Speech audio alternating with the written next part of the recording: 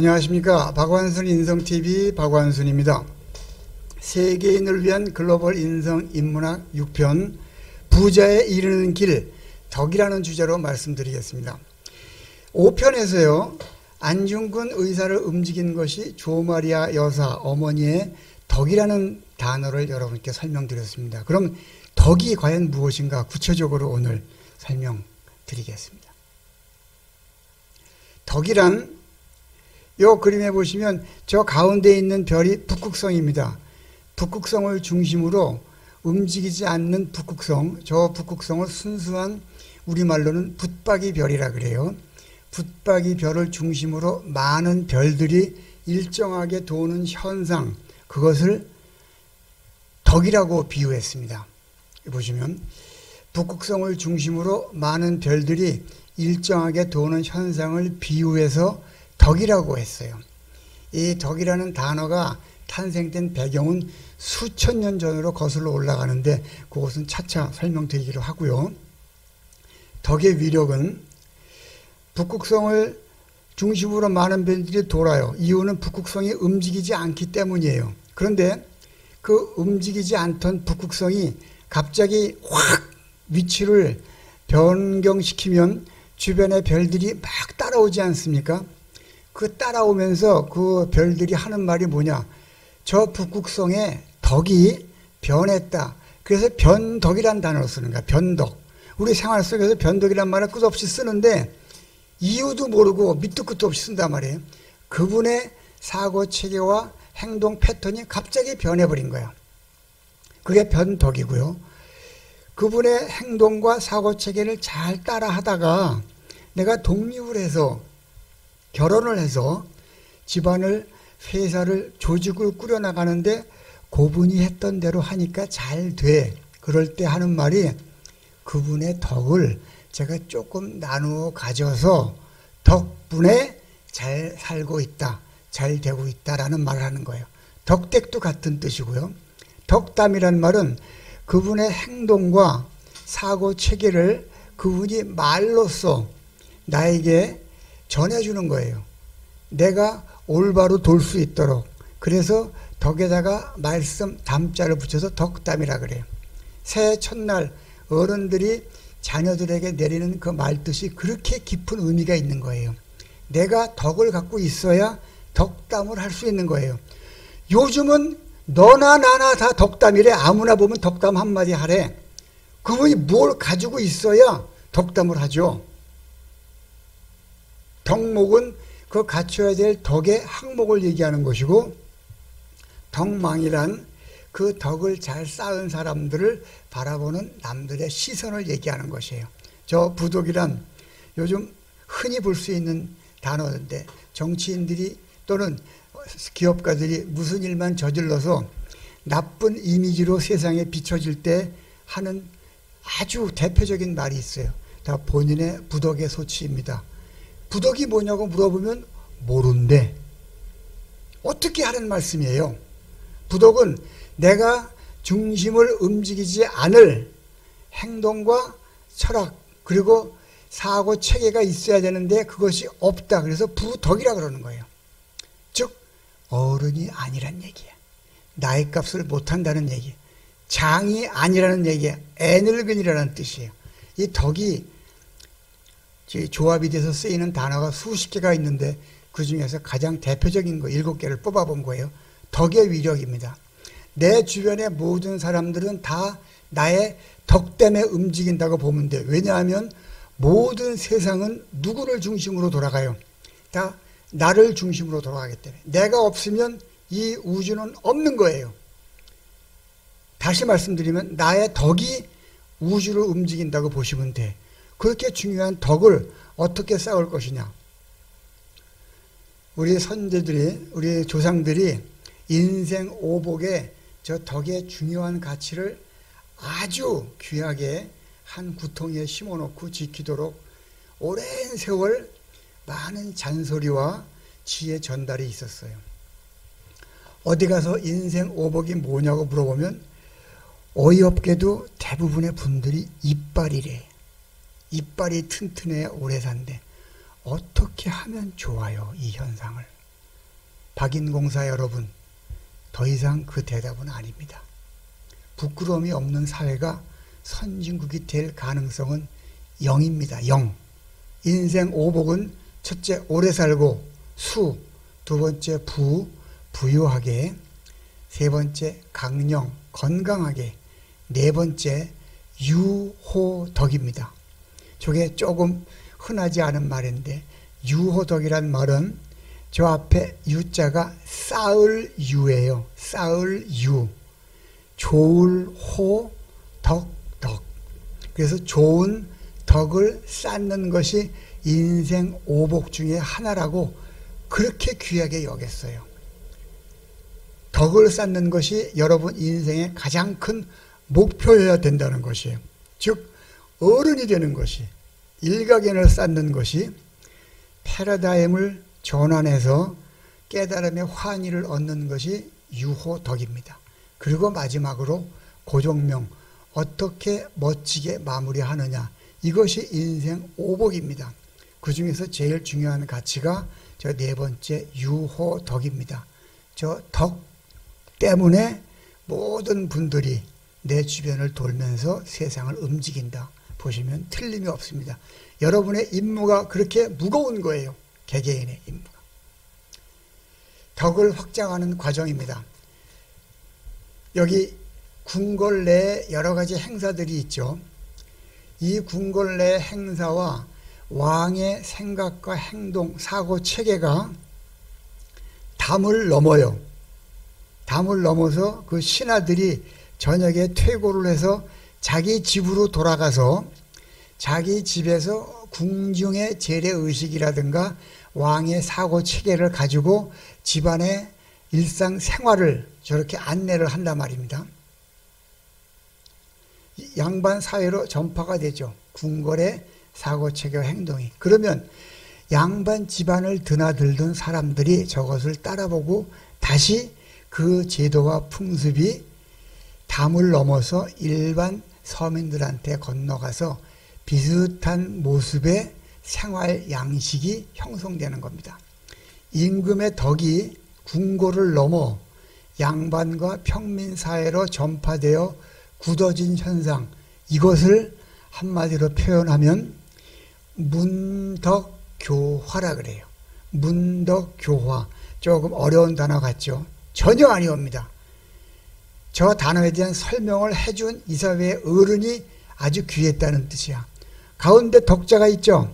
저 덕이 문, 저기서 문은 그럴 문이 모양 문자가 아니고 권월, 담을 넘다라는 뜻이에요.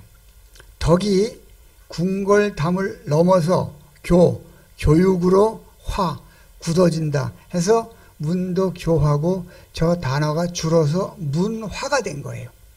그러면 우리 사회의 문화의 주인공 북극성은 누굽니까? 궁에 계시는 임금이었어요. 지금 사회는 최고 지도자였어요. 그 집안의 가장이었어요.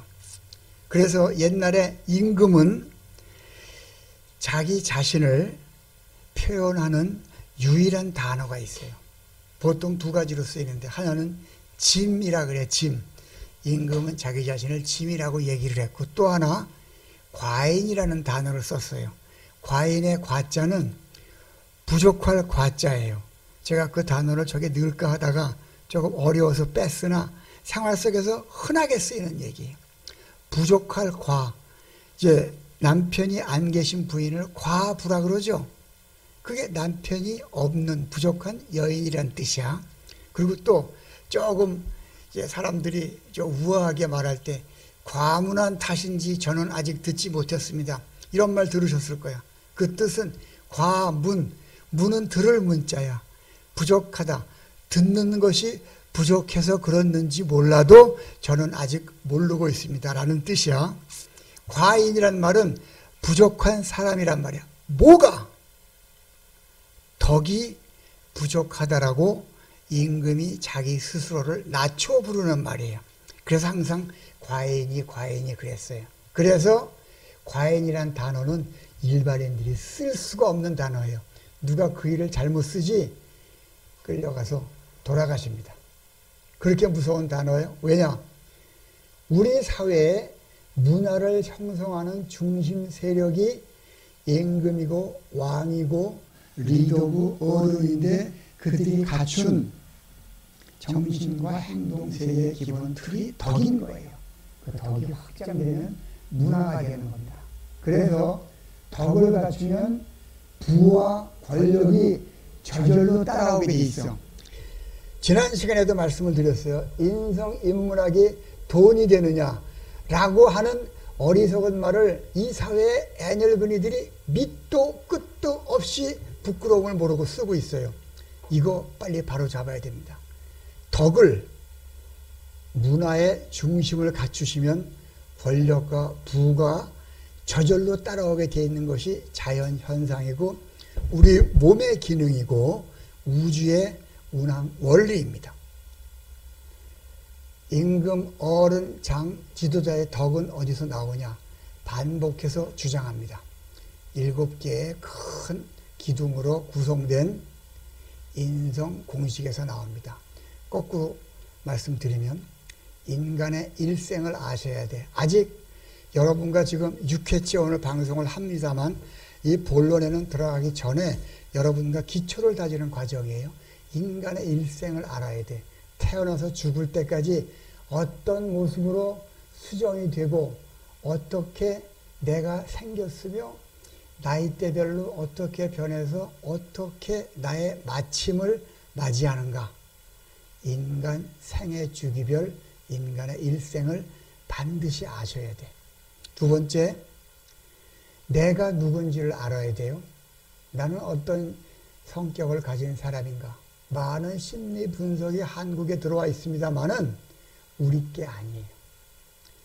저 얘기를 하면 제가 또 흥분을 하는데 짧게 얘기하면 드라큘라, 뱀파이어, 늑대 소년이 나타나면 하늘에는 언제나 보름달이 떠 있습니다. 걔네들은 보름달에 귀신 나오는 날이야. 우리는 보름달이 뜨면 축제예요. 귀신 나오는 날 아이들을 상대로 만든 심리 분석 프로그램을 보름달 축제 아이들한테 갖다 주고 너는 무슨 형 인간이니 무슨 형 인간이니 MBTI니 디스크니 TA니 심리 분석이니 색상 분석이니 이래놓고 애들한테 분류를 해놓으니 애들이 돌아버리지. 우리 사회의 어른들이 생각에 틀이 없기 때문이에요. 우리만의 사고체계와 언어로 우리의 심리를 분석하는 틀을 만들었어요. 인간을 봄, 여름, 가을, 겨울 4개의 형으로 분석해서 어떻게 조화를 이룰 것인가 분석하는 심리 분석법입니다. 나를 알고 나서 타인을 알아야 돼. 10길 물속은 알아도 한 길 사람 속은 모른다. 이런 말도 안 되는 부끄러움이 우리 사회의 전반을 지배하고 있어요. 사람 마음속을 공부해 보신 적이 있냐 말이에요. 사람 마음속 정확히 7가지로 구분이 돼요. 이걸 아시게 되면 모든 영업 분야에, 서비스 분야에, 그리고 리더십에, 조직관리에 100% 사람을 관리할 수 있는 어마어마한 지혜가 따라 나옵니다. 인성인문학이 돈이 되냐고요? 돈이 아니고 돈의 수천 배 되는 부와 권력이 따라옵니다. 나와 남이 모였어요. 그럼 뭐가 생깁니까? 나와 남이 모이면 조직이 생기죠. 우리는 태어나면서부터 가정이라는 조직의 일원이에요. 그 조직의 특성이 어떻게 되고 어떻게 행동해야 되는지를 제대로 배우고 성장해온 가족도 없을 뿐더러 조직원들은 더더욱이 없어요. 이걸 모르고 조직생활을 끝도 없이 하니 조직생활을 수십 년, 70년, 80년 하고 나서도 어느 날 갑자기 추락하는 것에는 날개가 없다. 이런 우매한 말을 끝없이 반복한다. 조직이 생기기 위해서는 아까 보셨던 조직 문화, 장으로부터 생겨난 문화가 어떻게 형성이 되며 특징 무엇인가 공부를 하고 그 안에서 생활 행동은 어떻게 해야 되나 패턴을 공부를 하셔야 되고 그리고 어른이 전체를 다 갖춰서 어른의 인성, 덕목이 무엇인가를 공부를 하는 이 7가지의 덕 속에 우리가 갖춰야 될 생활의 본보기 모든 것이 다 들어가 있는 거예요. 이 안에서 끄집어내서 여러분이 확장만 시키면 되는 것입니다. 결론입니다. 모든 부와 권력은 덕을 중심으로 움직인다. 아까 덕을 중심으로 만든 7개의 단어를 보셨죠. 그 단어를 풀이하면 결론은 다 부와 권력으로 들어갑니다. 그러나 물이 배를 띄우지만 배를 침몰시키기도 하듯이 덕 또한 물과 같아서 덕을 갖추시면 후덕을 우리가 이제 쫙 쌓으면 어마어마한 권리와 환희, 부를 보장하지만 덕이 없어 부덕이 여러분의 일상생활 속에 친구로 다가오면, 여러분의 주인으로 다가오면 절망의 나락으로 여러분을 안내하게 될 것입니다. 덕이라는 단어의 무서움입니다. 후덕, 덕을 쌓는 최선의 방법은 인성 공식을 통한 일가견을 구축하는 것이며, 그 자세한 방법을 박완순 인성TV가 차곡차곡 안내할 것입니다. 박인공사 여러분의 두터운 덕을 쌓는 후덕함을 위해 함께 공부하겠습니다. 고맙습니다.